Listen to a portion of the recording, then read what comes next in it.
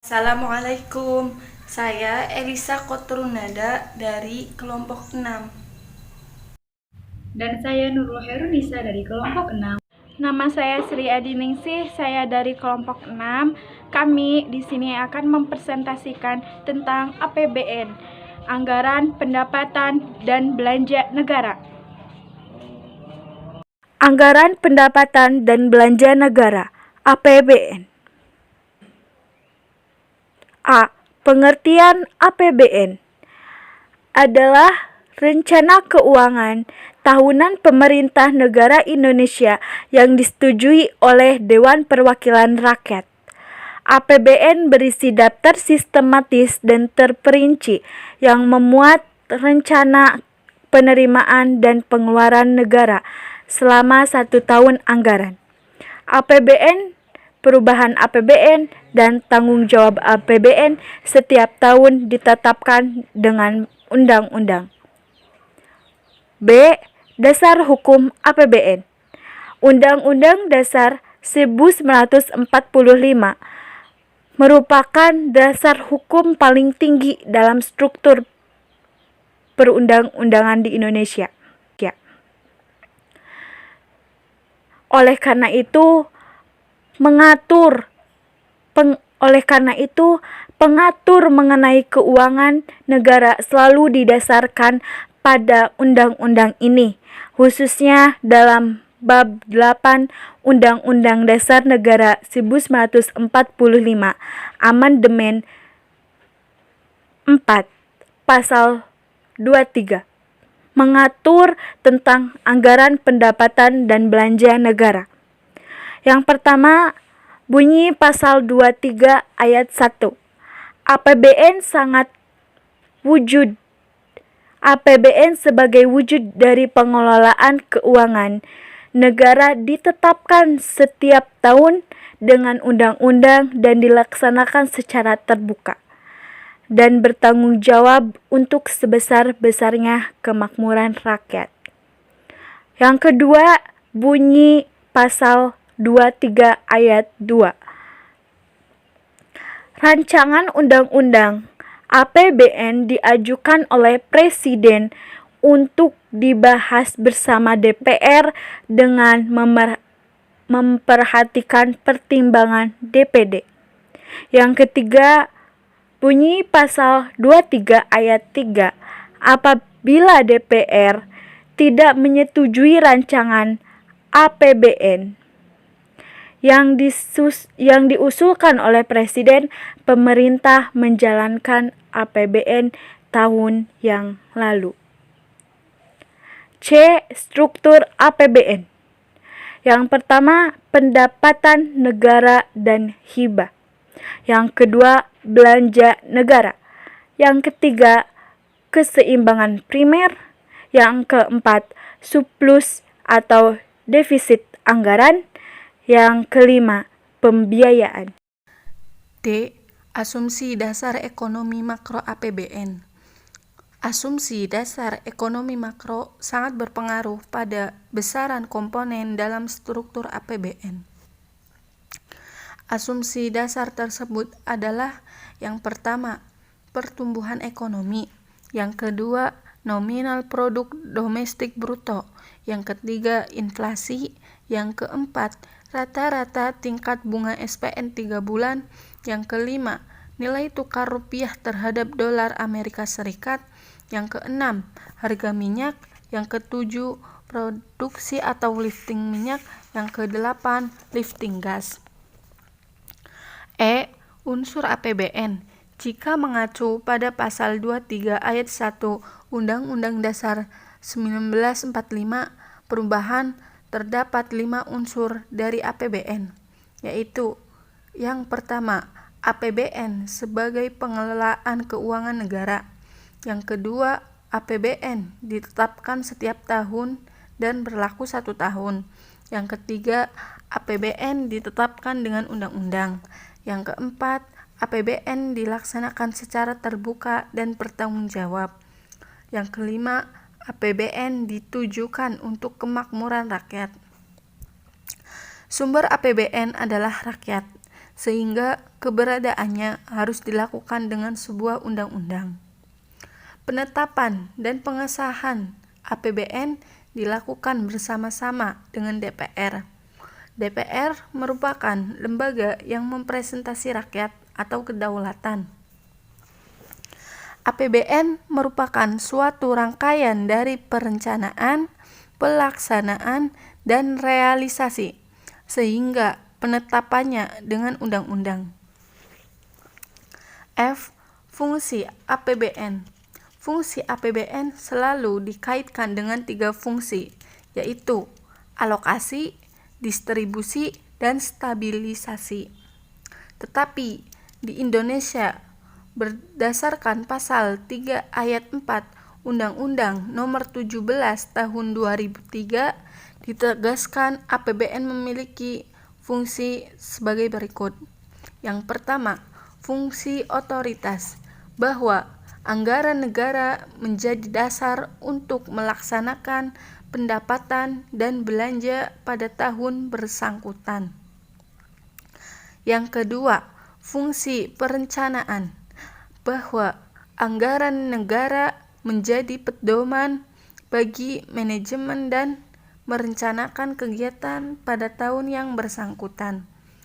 Yang ketiga, fungsi pengawasan, bahwa anggaran negara menjadi pedoman untuk menilai apakah kegiatan penyelenggaraan pemerintah negara sesuai dengan ketentuan yang telah ditetapkan. Yang keempat, fungsi alokasi, bahwa anggaran negara harus diarahkan untuk mengurangi pengangguran dan pemborosan sumber daya, efisiensi, dan efektivitas perekonomian. Yang kelima, fungsi distribusi, bahwa kebijakan anggaran negara harus memperhatikan rasa keadilan dan kepatutan.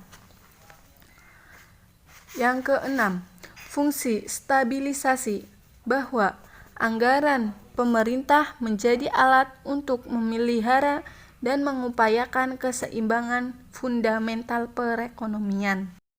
G. Faktor-faktor penentu APBN. Beberapa faktor penentu APBN antara lain dapat dijelaskan. 1. Pendapatan negara. Besaran pendapatan negara dipengaruhi oleh beberapa faktor. Yang pertama, indikator ekonomi makro yang tercermin pada asumsi dasar makroekonomi. Kedua, kebijakan pendapatan negara. Ketiga, kebijakan pembangunan ekonomi. Keempat, perkembangan pemungutan pendapatan negara secara umum. Dan yang kelima, kondisi dan kebijakan lainnya.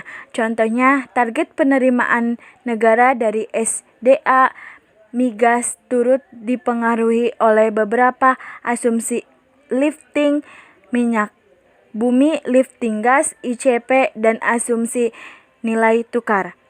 2. Belanja negara. Besaran belanja negara dipengaruhi oleh beberapa faktor. Yang pertama, asumsi dasar makroekonomi. 2. Kebutuhan penyelenggaraan negara. 3. Kebijakan bangunan. 4. Resiko atau bencana alam, dampak krisis global. Dan yang kelima, kondisi dan kebijakan lainnya. Contoh, besaran belanja subsidi energi dipengaruhi oleh asumsi ICP, nilai tukar, serta target volume BBM bersubsidi. 3. Pembiayaan. Besaran pembiayaan dipengaruhi oleh beberapa faktor. Yang pertama, asumsi dasar makroekonomi. Kedua, kebijakan pembiayaan. Ketiga, kondisi dan kebijakan lainnya. H. Ruang lingkup APBN. Ruang lingkup APBN adalah seluruh penerimaan dan pengeluaran. Penerimaan berasalkan dari pajak maupun non-pajak, serta hibah. Pengeluaran atau belanja adalah belanja pemerintah pusat dan daerah. Jika pengeluaran lebih besar dari pendapatan, maka dicari pembiayaan yang bersumber dari dalam negeri maupun luar negeri. Seluruh penerimaan dan pengeluaran ditampung dalam satu akun rekening disebut Bendahara Umum Negara atau BUN di Bank Indonesia. Terkait pengelolaan APBN, semua penerimaan dan pengeluaran harus tercakup dalam APBN sehingga ketika APBN dipertanggungjawabkan, semua realisasi penerimaan dan pengeluaran dalam rekening khusus harus dikonsolidasikan ke dalam rekening BUN. 1. Penyusunan APBN. Berdasarkan aspek pendapatan, terdapat 3 prinsip, yaitu 1. Intensifikasi penerimaan anggaran dalam jumlah dan kecepatan penyetoran. 2. Intensifikasi penagihan dan pemungutan piutang negara. 3. Penuntutan ganti rugi atas kerugian yang diderita negara dan penuntutan denda. Berdasarkan aspek pengeluaran, prinsipnya yaitu 1. Hemat, efisien, dan sesuai dengan kebutuhan. 2. Terarah, terkendali, sesuai dengan rencana kegiatan.